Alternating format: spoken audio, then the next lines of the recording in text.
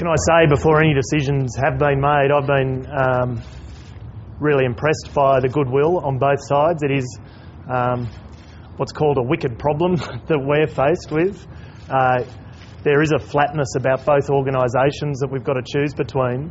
That's on the negative, but on the positive, I have enormous respect for both Tony Abbott and Julia Gillard in the way they've handled these 14 days, and both would make very credible Prime Ministers regardless of what decision we make. So it's a hard one, and hopefully there is some respect for the hard decision we've got to make. Hopefully there is a recognition that this is an unnatural choice that the three of us have got to make. We are independent MPs. We will continue to be independent MPs, and I continue to wish the Australian population considers that there are 145 others who are either choosing to or being forced to put their political parties before their parliament and their country, and I think that is something to reflect on once the decision's been made today. Rob, Bob Katter said last night he'd made up his mind. Have you? And will you change it if the other two want to go the other way? Did Bob say that? Well, he did, and then he said, "Oh no, wait, I'm not saying that." It sounded pretty clear when he said it initially. Look, we're going to work it through today together. Rob, what are the sticking points?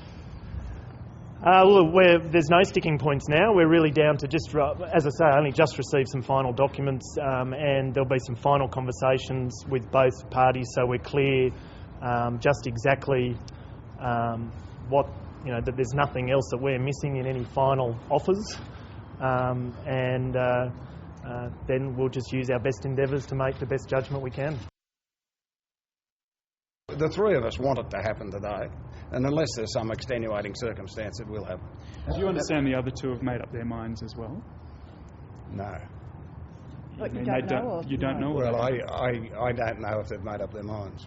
Have you been discussing between the three of you which way you're leaning up to this point?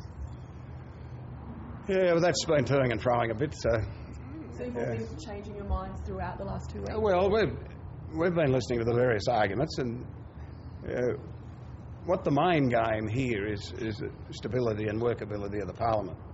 I know everybody's getting all tied up in terms of philosophies, et cetera, but and one of those options, if we deem it not to be a workable Parliament or won't last long, one of those options is to have another election. It can't be ruled out because the numbers could come down in that way. What about a better deal for regional Australia? How important is that been in your decision? Oh, very important, but both sides are on side with that anyway. So.